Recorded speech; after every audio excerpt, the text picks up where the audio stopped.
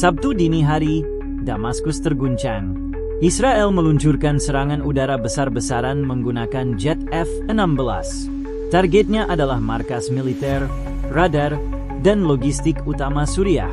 Ledakan pertama terdengar pukul 00.47, disusul dentuman bertubi-tubi yang membuat warga panik.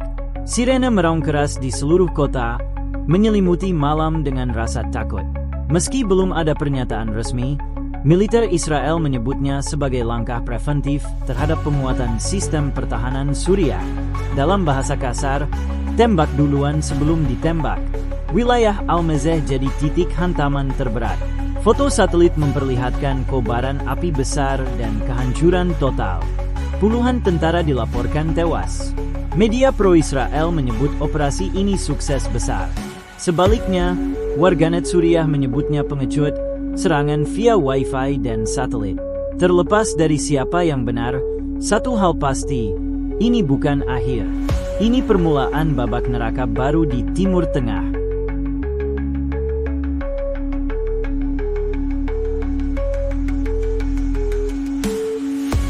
Tak perlu waktu lama, Suriah membalas. Rudal balistik jarak jauh bernama Umar 3 diluncurkan dari Provinsi Homs. Senjata yang selama ini dianggap mitos itu menghantam Tel Aviv dengan presisi tinggi. Hanya dalam 8 menit, 3 rudal menghancurkan kawasan barat kota. Sasaran utama, pemukiman padat, stasiun metro, dan area komersial. Iron Dome, sistem pertahanan kebanggaan Israel, gagal total. Hanya 1 dari 4 rudal yang berhasil dicegat. Sisanya jatuh seperti tamu tak diundang yang memaksa masuk. Video di media sosial memperlihatkan api menjulang, warga lari panik. Sebagian merekam tragedi, lainnya mencoba menyelamatkan keluarga. Suriah menyebutnya peringatan tahap pertama. Israel menyebutnya serangan teroris. Namun jelas, Tel Aviv tak pernah menduga balasan secepat dan sebrutal ini.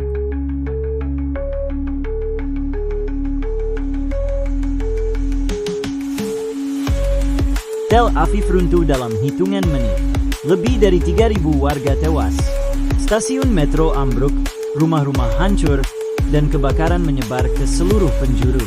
Kota yang dikenal sebagai simbol modernitas berubah jadi lautan api. Rumah sakit penuh sesat. Korban dibaringkan di jalan. Listrik padam. Internet terputus. Evakuasi besar-besaran dilakukan ke wilayah selatan. Pemerintah menetapkan Tel Aviv sebagai zona bencana nasional. Tapi bagi warga, semuanya terlambat. Warganet mulai mencibir sistem pertahanan. Tagar Iron Dome trending, menggantikan kebanggaan terhadap Iron Dome. Israel yang selama ini merasa tak terkalahkan, kini berdiri di atas puing-puing kotanya sendiri.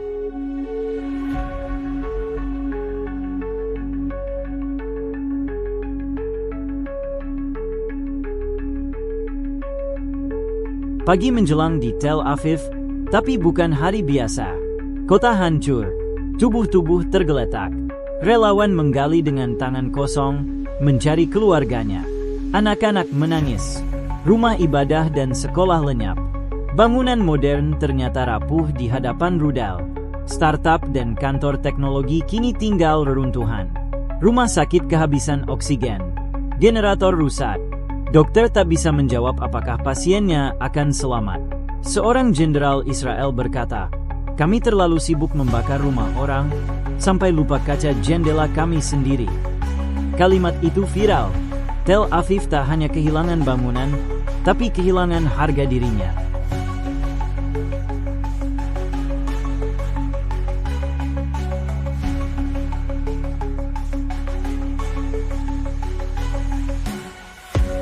Netanyahu tampil di layar TV. Ia bersumpah akan membalas. Tapi rakyatnya tidak semua percaya. "Kami sudah dengar janji seperti ini sejak 2009, tulis seorang netizen. Janji tak bisa mengganti nyawa yang hilang. PBB mengeluarkan pernyataan, "Kami prihatin."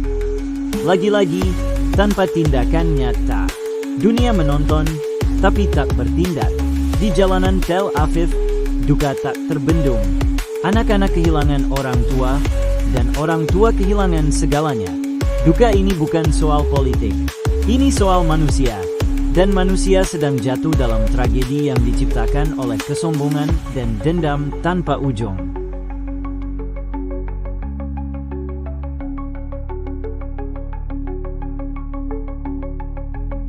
Setelah Tel Aviv luluh lantak, dunia mulai menoleh. Tapi alih-alih menyatukan suara, reaksi global terpecah. Iran menyatakan dukungan penuh pada Suriah. Menteri Pertahanan Iran menyebut serangan Israel sebagai bentuk agresi terang-terangan dan pelanggaran kedaulatan regional. Pasukan elit Garda Revolusi dilaporkan bersiaga penuh. Rusia mengecam keras Israel, menyebut serangan udara itu sebagai tindakan ilegal dan mendesak PBB untuk menggelar sidang darurat. Namun, di balik kecaman itu, Rusia tetap berhitung.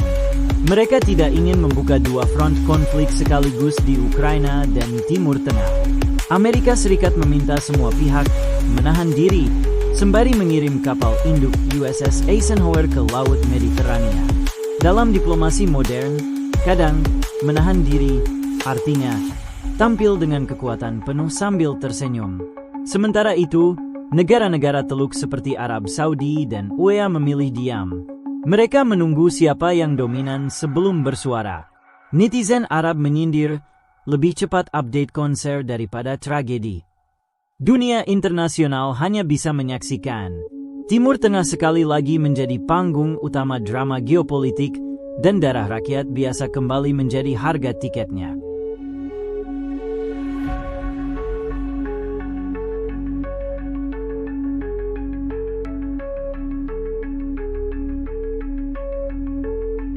Tak tinggal diam, Israel melancarkan Operasi Langit Hitam, sebuah serangan balasan berskala penuh yang menargetkan lebih dari 70 titik strategis di Suriah.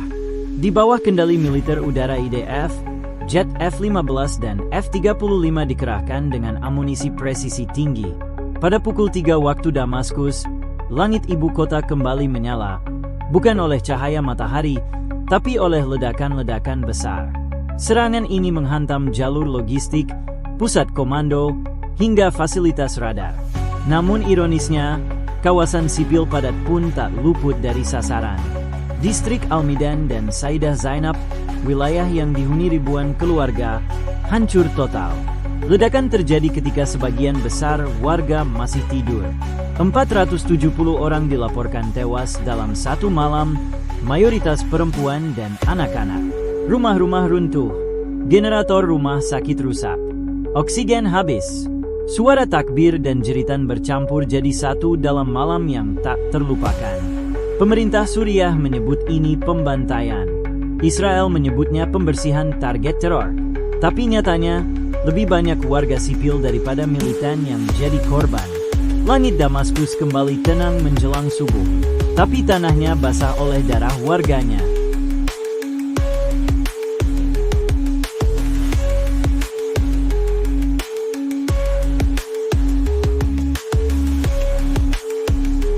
Warga Damaskus dilanda ketakutan dan kehilangan. Mereka yang selamat bingung kemana harus pergi. Pemerintah menyarankan menjauhi area militer, tapi kenyataannya, rudal juga jatuh ke rumah-rumah, sekolah, bahkan klinik kecil.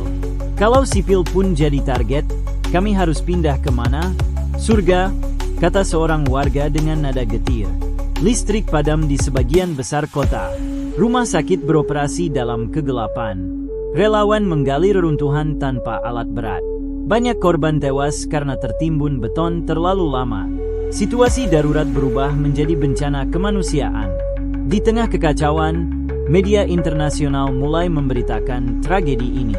Namun pernyataan resmi dari banyak negara terdengar seperti copy-paste dari konflik sebelumnya. Kami prihatin, kami mendorong dialog. Iran memanggil duta besar Israel. Rusia dan Tiongkok memulai gerakan diplomatik, tetapi belum ada solusi konkret. Dunia memanas, tapi Damaskus membeku dalam ketakutan. Saat diplomasi macet dan peluru bicara lebih cepat, tidak ada tempat yang benar-benar aman di kota tua itu.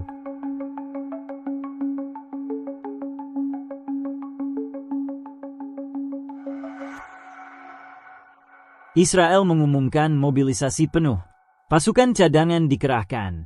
Rudal Jericho 3, salah satu sistem senjata paling kuat milik mereka, dalam posisi siap luncur. Di sisi lain, Suriah bersiap dengan sistem rudal darat dan milisi-milisi lokal. Keduanya tampak bersiap untuk konfrontasi lebih besar. Netanyahu menyatakan bahwa setiap serangan akan dibalas berkali lipat. Tapi suara-suara sumbang mulai terdengar dari dalam negerinya sendiri. Ekonomi goyah, rakyat frustrasi. Banyak yang bertanya, sampai kapan kita hidup dalam ketakutan? Pengamat menyebut konflik ini sudah melewati titik normal. Ini bukan lagi konflik terbatas. Ini adalah jalan dua arah menuju kehancuran, dan kedua pihak sudah terlalu dalam untuk bisa mundur. Ketika dua orang mabuk bertengkar di pom bensin sambil membawa korek api, itulah gambarannya. Seluruh kawasan kini terancam terseret. Lebanon, Irak, bahkan Yaman mulai menunjukkan tanda-tanda ketegangan. Timur Tengah seperti berdiri di atas bara panas. Satu percikan bisa membuatnya meledak sepenuhnya.